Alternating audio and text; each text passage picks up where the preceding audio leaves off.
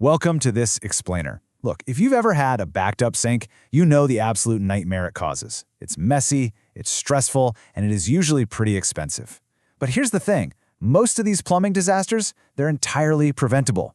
Today we're taking some pretty mundane plumbing advice and transforming it into a highly actionable playbook.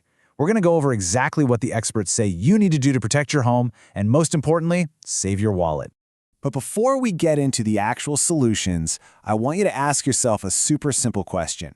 What actually happens to those seemingly harmless fats and cooking oils once they vanish down your sink? Let's be real. When we finish cooking, it's incredibly tempting to just rinse out a greasy pan, watch the oil disappear down the drain, and think, well, out of sight, out of mind, right? Actually, scratch that. It's just an illusion. The oil doesn't just magically disappear. Let's dive right into the chemical reality of what's going on down there. So that liquid fat goes down nice and warm, right? But as it travels through the cold bends of your plumbing, it cools down and turns into a thick solid. Once it solidifies, it literally acts like flypaper lining the inside of your pipes. It traps every little food particle and piece of small debris that passes by, and eventually a stubborn, rock-solid blockage is born. Now, this doesn't happen overnight. It's a cumulative process. It sneaks up on you. To equip you to fight this, here is our playbook.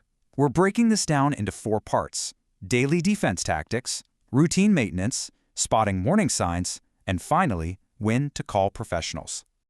Starting right off with Tier 1, Daily Defense Tactics. Okay, so your absolute best defense starts before that dirty pan ever even hits the sink. The main goal?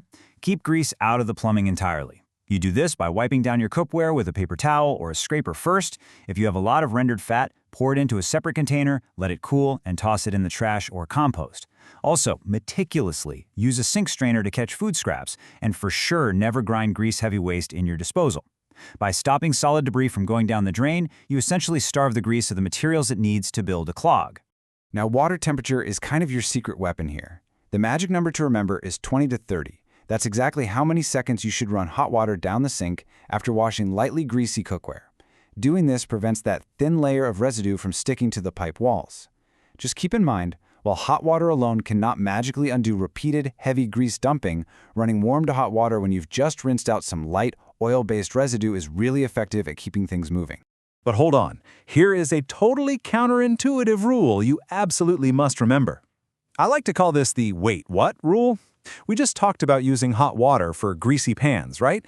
Well, when you are operating your garbage disposal, you should always run cold water. Why?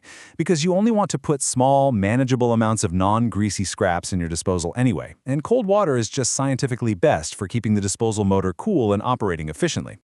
Moving on to Tier 2, Routine Maintenance Schedule.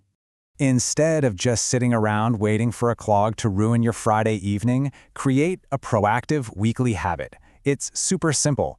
Just pour a small amount of hot tap water down the drain after normal use.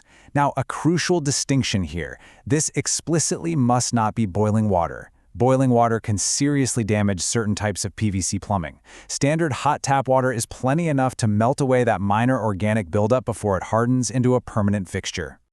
And this right here perfectly illustrates why you might want to rethink those harsh monthly chemical treatments. Look, traditional chemical drain cleaners are risky.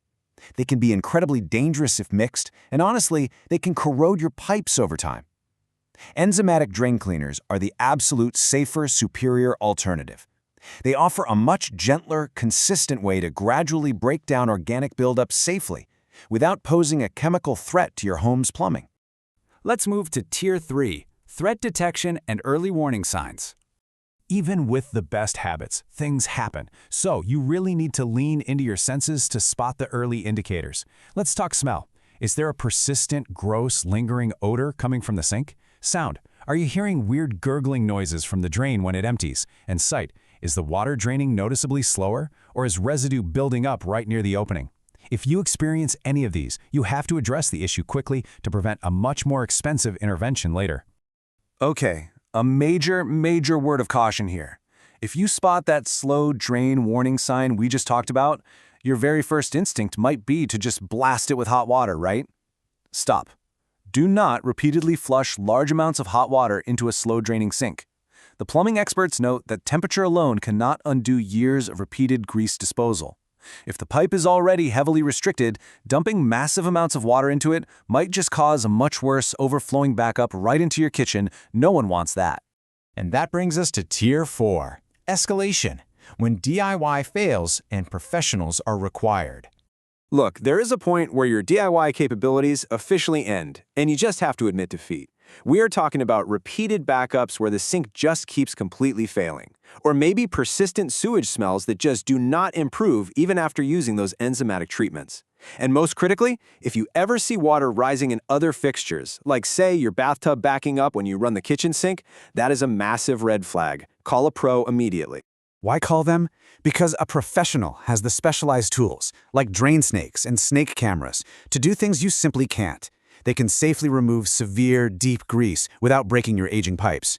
They can inspect those long, hidden pipe runs, check for damaged plumbing vents on your roof, and identify partially blocked main sewer lines out in your yard. No amount of routine kitchen cleaning can resolve those kinds of systemic issues. As we wrap up this explainer, I want you to take a brief moment and think about your own kitchen sink. Seriously, think about what might be silently cooling, sticking, and solidifying deep in your pipes right at this very moment. Armed with this playbook, you absolutely have the power to stop it. But before you go wipe out that next frying pan, ask yourself, and listen closely, is your drain already gurgling?